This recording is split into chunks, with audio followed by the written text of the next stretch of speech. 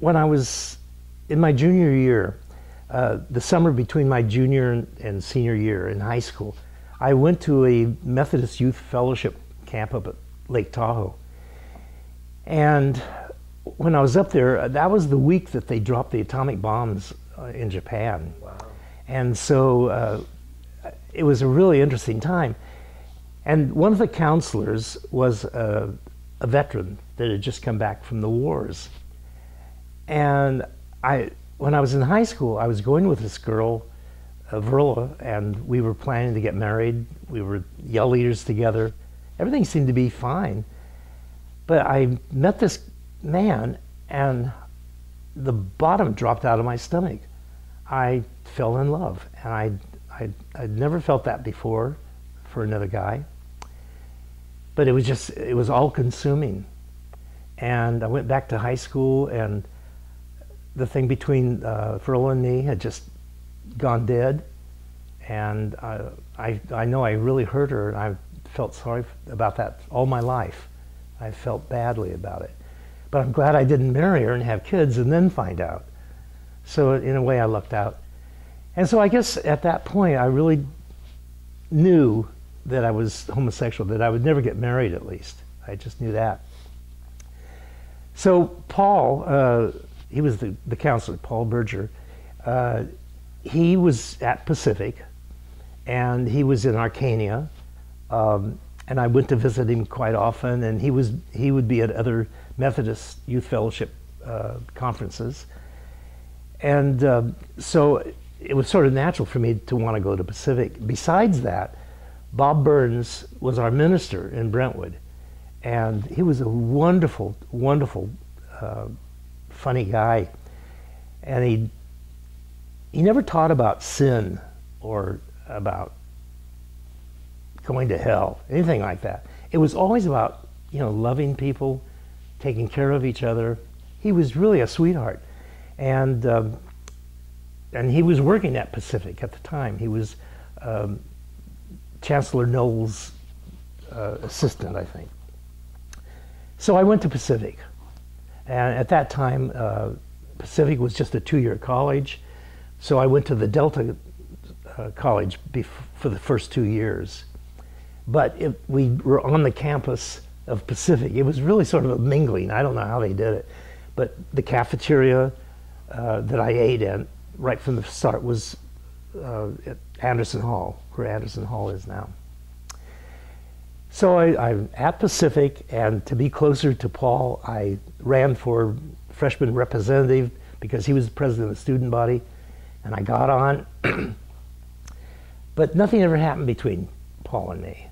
And but I kept thinking romantic thoughts.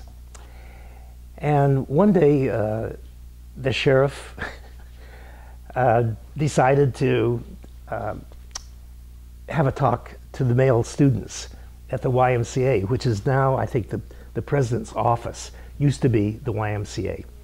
So we go into the YMCA, and the sheriff is telling us that there's a park. I think it's called Eden Park now, but at that time it was, I think, called Lafayette Park. Anyway, he said, whatever you do, don't go into that park because it's filled with perverts. And it's something that we don't want you to ever be involved in. And, so stay away. Well, of course, that night, I went down to this park. And I probably had one of the worst experiences of my life. I guess I'm really so sorry now that I went down there. But I was coming back from a movie downtown, and I went into this dark park, and I went into the John, and it was just black, inky black. And this dark figure came toward me and touched me. And I didn't run away. I let him do it. But I don't know if he was old or young or black or white. I just don't know. But anyway, I felt so disgusted afterwards that I ran all the way back to the campus, just full blast. And at that time, the swimming pool was surrounded with a chain link fence. And I climbed over the fence, And I took off all my clothes and I dove in and I went to the bottom of the pool and I thought, I'm going to kill myself. This is just awful. I can't take this.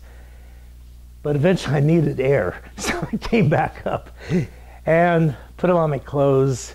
And I spent the rest of the night at Morris Chapel praying that I would not be gay. Not be, in those days, there was no such word as gay. There was pervert and homo and fairy. And those, I just didn't want to be a homo, a pervert, or a fairy. So I spent a lot of time in Morris Chapel after that, praying that I was going to not be those things. Until I think the next year, I met another student. His name was Rick Van Joseph, and I met him in line in the cafeteria, and we started talking, and it was wonderful. And I had these feelings again that I had for Paul. And so I took him over to the chapel, and we sat there talking for a long time. And then I decided to take him to a secret room that I had found in the chapel. On the top floor of the tower, there's a very private room, or there was. I don't think it's there anymore. But it was covered with a very thick silk rug and very soft padding and a couple of chairs. I think it was used for prayer. But at 10 o'clock at night, no one was up there except Rick and me. And that's where we consummated our relationship. And that went on for, I don't know, about 6 months. And then he came back. He had gone home to his home without me one weekend. And when he came back, he said he could never see me again because his parents thought that I was a pervert and that he shouldn't be seeing me. And so that broke my heart, and I did a lot of crying and went back to the chapel. But things got better. You know, I guess my point is, here I was on the verge of suicide, things got better. And somebody who I really loved dumped me. But you know what? Things got better, because when I went out into the world, I had other affairs, and I was able to adopt a child, and I think that really changed my life for the better.